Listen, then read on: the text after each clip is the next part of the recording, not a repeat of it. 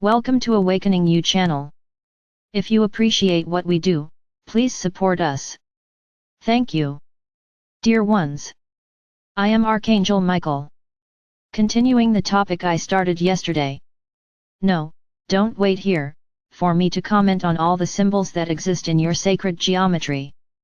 This subject is quite extensive and a bit complex, even to understand. For those who want to know in depth what I talk about, there is a lot of material available for you to take a look at. No, there are not many absurdities. A lot has already been said and a lot is correct. The basis of all symbols, we can say, is what is called flower of life, which is the overlapping of several circles, forming intersections that resemble flower petals. From then on, many symbols were created. As I mentioned yesterday, the most enigmatic is that of Metatron, Metatron's cube. Looking at it in a flat way, it does not resemble a cube, but if you look for the three-dimensional shape, you will notice that the overlap of several polygons forms Metatron's cube. This activation of Metatron's cube has already been mentioned by me. For those who did it, what's the difference? Let's say this cube remains. After activating it in your bodies, it is as if you were protected inside a box. It is as if you are completely protected from the outside world. I'm going to draw a parallel with my mantle. You put on my cloak, and it doesn't come off. He is there, only the strength with which it attaches to your body depends on each one's vibration. So, as you go through moments of imbalance, my mantle practically disappears, because as your vibration drops, it also practically disappears. If you vibrate high again, if you vibrate light again, the mantle is replaced. So, there is no need for you to keep replacing the mantle. The mantle is there. So that you can have a practical understanding of what I'm talking about, it's as if the cloak becomes invisible, and as the light grows within you, the cloak takes shape again, but he never leaves there, just the more invisible it is, the less strength it has. So, when you want to reactivate the mantle, just vibrate light, and be grateful for having the mantle, my cloak, on their backs, on their bodies. So, when you want to reactivate the mantle, fill yourself with light and say, "Thank you Archangel Michael for having your mantle." Just that, and the cloak automatically recomposes itself, and protects them. So you don't need to put it on all the time, it is there, it just may not have the function fully installed, due to your vibration. Likewise, Metatron's cube. When you activate the cube, it doesn't disappear and return, and you need to activate it at all times. No, in the same way as my cloak, when you want to activate the cube, fill yourself with light and ask for the protection of the cube. Archangel Metatron, may your cube protect me from everything and keep my energy intact. The cube is now activated, and you are fully protected. So as you can see, it is an extremely potent symbol, extremely powerful. We can mention other symbols, which many of you have already seen in photos circulating on the internet. Perfect symbols that are drawn on your plantations, which you call crop circles. Much was said, much was speculated, but everyone always knew that these symbols were not made by anyone here on this planet. But no one has ever seen a ship doing anything. Nobody has ever seen how this is done. Of course not, because this is done in a higher dimension, and then projected here, onto your surface in the third dimension. Don't expect a spaceship to stop on top of a plantation, and throw lightning over the plantation and everyone sees what it is doing. I can make an analogy with a very simple thing that you have here on your planet, called a stamp, in which you force that figure, and it is stamped on the paper. It's more or less the same thing. That is not done at that moment, that is assembled in another dimension and passed through astral projection here. So you will never see the time for it to be done. It will just appear out of nowhere. Ready? Only that. It's like a big stamp, invisible, which when touching your third-dimensional soil becomes visible to you. That has always been the case. What do these circles mean? Very well, these are small portals that are being opened in various parts of the planet. Why don't they appear all over the planet? Because there are the right points for them to be placed. There are exact coordinates for the entry and exit of energies and beings of light. So there is a large portal there.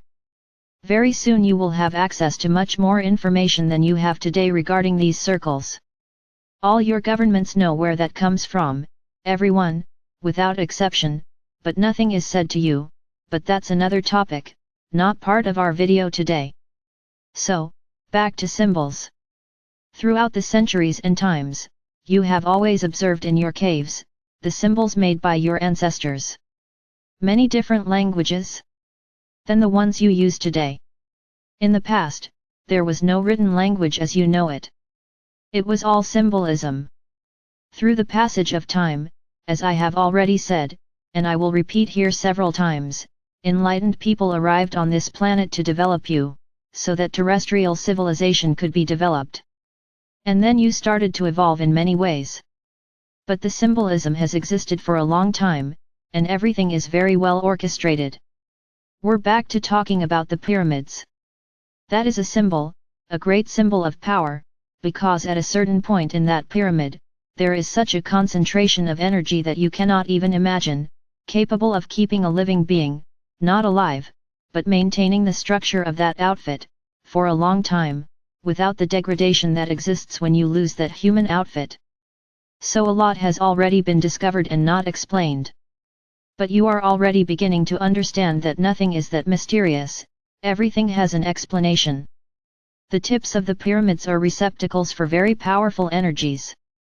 So everything inside receives much greater energy than what is around it. So it's not very complicated for you to understand why certain things happen. The symbols you have, statues, all come from the past. Everything comes from the creation of your planet, from the origin of civilizations, but I'm not going to go back to that subject anymore. This matter has already been discussed. We are talking here about sacred symbolism. So, returning to the subject I had said yesterday, that we were going to talk about soul, symbolism and the soul. Yesterday I said here that merkaba, it is the representation of your soul. Many didn't understand. Many were thoughtful, as this was not what they knew merkaba was. My brothers, understand the following, everything that is part of the soul, is soul. I'm not too concerned here with following exactly the things that have been told to you. I already said, your soul is created, it goes through several stages of evolution, but it is also subdivided, and each point, each little piece, remember the octopus figure, is spread throughout the universe, so that each one follows a trajectory. What's the point of this? Why does the soul have to subdivide itself? Think about the following, if the soul were just a single piece, and it was, according to what it has already lived, in those first dimensions, as I have already explained here too, she was a lazy soul, who did not want to evolve, everything is fine for her. Remember, each soul responds to the environment in its own way, none are the same as the other.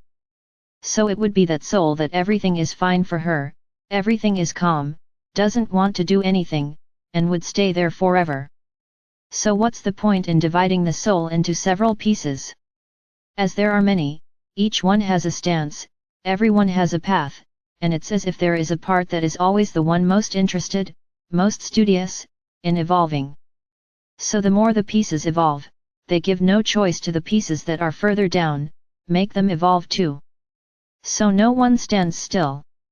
All the pieces, within their medium and time limitations, evolve. So this way is the soul. Many learnings. What would be the point of a soul having a single piece, in a single place, in a single environment, always experiencing the same thing? What would she learn? Everything related to that environment. But if the soul has several pieces, each piece is in a different environment. Some are in unevolved environments, some pieces are in highly evolved environments. So what causes it to happen? May this soul gain knowledge, gain intelligence. So they are souls that often, some pieces, are already in very high dimensions and bring all that knowledge to the other pieces. Then suddenly someone, I'll give you an example here in your third dimension, has a brilliant idea, an idea that no one had ever had, those ideas like that, which transform the world, those ideas that make the world evolve. Where do these ideas come from? That's exactly how they happen. These are future times, higher dimensions, which are experienced by pieces of that soul, and are brought to all the other pieces, who do not yet know that. And great ideas emerge. It's my brothers.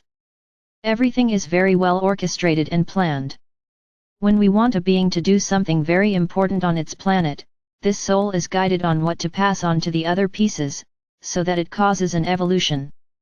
Everything is very well monitored. Each evolutionary point in each environment, on each planet, is very well monitored, and the right souls have this role. Everyone has the possibility of being an important soul, as you like to say, a soul that brings knowledge and that brings evolution. There is no separation of souls. This would not be a stance from our Father or Mother God. Privileges? No, they do not exist, there are no privileges on our part. There is recognition of the effort of each soul. You, as a soul, seek evolution. This is the meaning of each soul, to evolve. So, many try very hard. Many give everything they can to evolve. Remember, when a soul thinks about evolving, it doesn't just think about itself, she thinks of the whole, how it can be important for the whole, and it makes where to develop, the whole. So this is all observed. This is all analyzed, and when a soul strives to act in this way, it is chosen to bring these ideas back to those lower dimensions. The ideas that will make that medium evolve, that means overcoming a great difficulty. Imagine for yourselves what the discovery of electrical energy was like in your world. What evolution did this bring to your planet? I think it was a great revolution, because machines could be created, means of preserving food could be created, which you didn't have, your communications, and so on. So this is how some beings receive this information from higher dimensions. It is the very pieces of this soul that are up there, sending information to those below, so that they can be a point of evolution in the world. But what does all this have to do with symbolism? Many may ask, these pieces, can they move between dimensions? For example, you will evolve into the fifth dimension. Normally, this is not done in the physical body, this is done by the soul, not the physical body. What is happening here on this planet is a very pioneering moment in the universe. But that is another subject. So how do souls migrate from one dimension to another? Yesterday I spoke about the merkaba, that it was the representation of the soul. Yes, every soul has its merkaba. It's like a protective cover for the soul. So it is part of the soul. So, if it is part of it, it is part of the soul. Whoever searches will find the figure of merkaba. There are two inverted and interspersed tetrahedra, and the soul stays inside and wanders between the dimensions. Oops, does the soul walk between dimensions? This information is new. How do you think, many times, you who have been to Arcturian ships, Pleiadian ships, how did you get there? Your souls are protected within the merkaba, and you are taken there. It's not astral projection, your soul goes there. So, how to protect your soul in this transition? Remember, you are in Tercera, the ships are in fifth. How do you get there? Therefore, protection is necessary, so that your souls do not suffer this frequency change, and the merkaba itself is responsible for balancing the frequencies of the soul, with the environment. So this is how you move between here and other dimensions without your soul suffering any type of change. Let's go. Without that piece of the soul suffering any type of change, because the soul is the whole. Each piece of the soul is in a different dimension. So how to transit between dimensions? Through the merkaba, which is the body of light that you have. So he is part of the soul, that's why I said yesterday that he is the representation of the soul. The soul cannot live without the merkaba, it is not something that the soul gains when it wants to move, no, it is the light body of the soul, so it is also part of the soul. Very good. So, little by little, you are understanding the importance of certain things for your souls. When we talk about the energy grid, as has already been said here, the Dark Ones created an energy grid around Gaia, blocking the entry of energies from the central Sunday. What does this grid look like? What do you imagine this grid to be? If it prevented the entry of energies from the central sun, what do you imagine that would be? Something like a sieve? Of course not. It's as if you were inside a big closed ball. Of course, this ball didn't stop you from seeing the sunlight, otherwise you would discover what was right up there. But everything was closed. Why couldn't you see? Because it was not a grid in the third dimension, it was a grid in a higher dimension. So you didn't see it. When we said that we already destroyed this grid, did you see anything happen? Of course. This was done above, where the ships are. Do you see the ships? No, you don't see it, because they are in the fifth dimension. So my brothers, symbols serve forever, to be the starting point of something, being the point for creating something, which can be good or bad, it doesn't matter. Using the symbols correctly gives you, I won't say powers here, but it can often bring you protection and balance. Some holistic therapies use symbols to access the energies in the astral, and those symbols have the power to attract the energy and make it possible for it to be used. Anyone who knows a little about the history of the Pleiadians knows that they love symbols, and each symbol they make has an intention, it has a function, which if used correctly, is a very powerful symbol. Each stellar race has its symbols.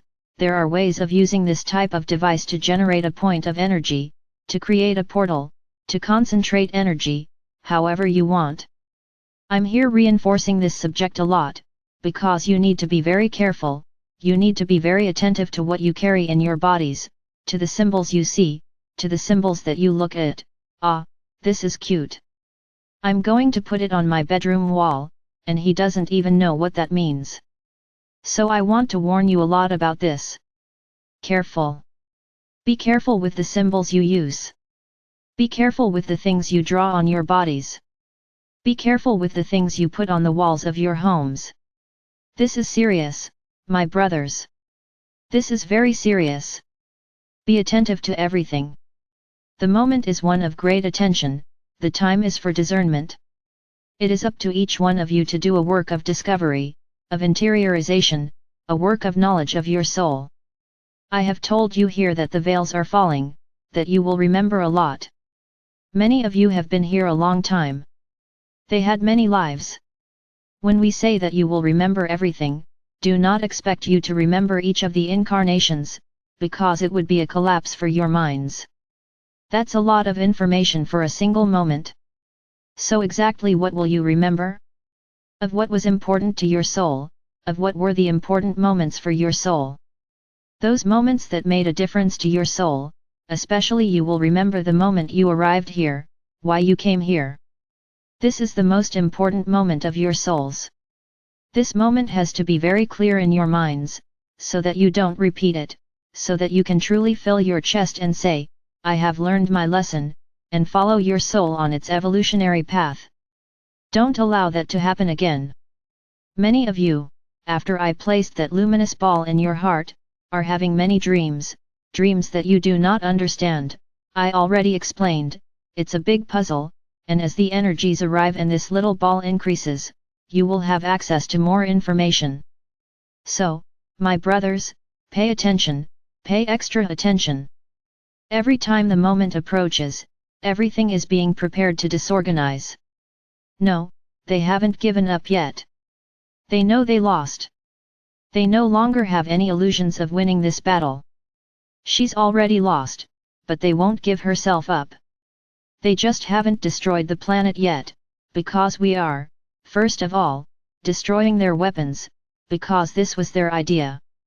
Since we can't stay here, no one will stay here either, because we're going to destroy the planet. No, they won't.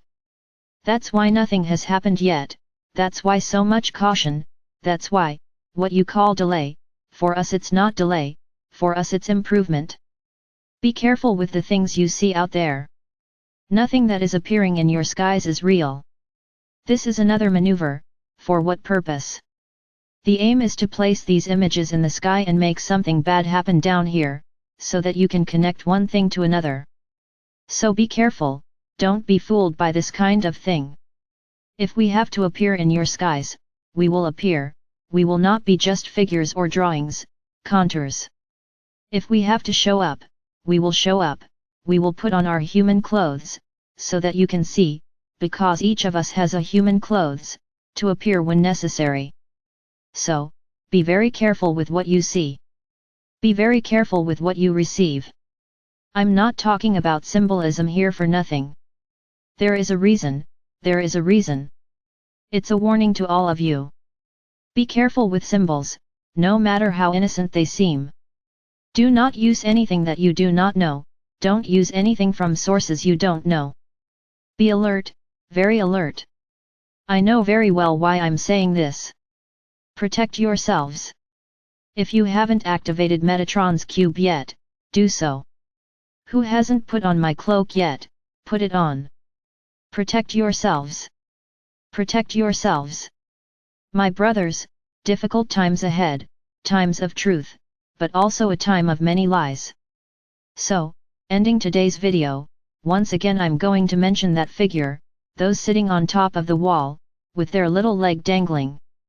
Choose a side. Get off the wall. Whoever chooses this side, know that they will have difficult paths ahead, as you will be put to the test at all times, of your trust and faith in what is said here. Not just here, what is said on many other channels, which are spreading the messages of the beings of light. Whoever is on this side, believe what you hear. Don't be put off by the things that will be said and shown. Stand firm. Be ready. When doubt hits your chest, shout out loud, Archangel Michael, show me the truth, and I will show. Call for me at all times, and I will be there, and I will show you the truth. I am Archangel Michael. I'm getting more and more excited about all the changes that are coming, and I want to share this excitement with all of you, but with the certainty that you believe in me, completely.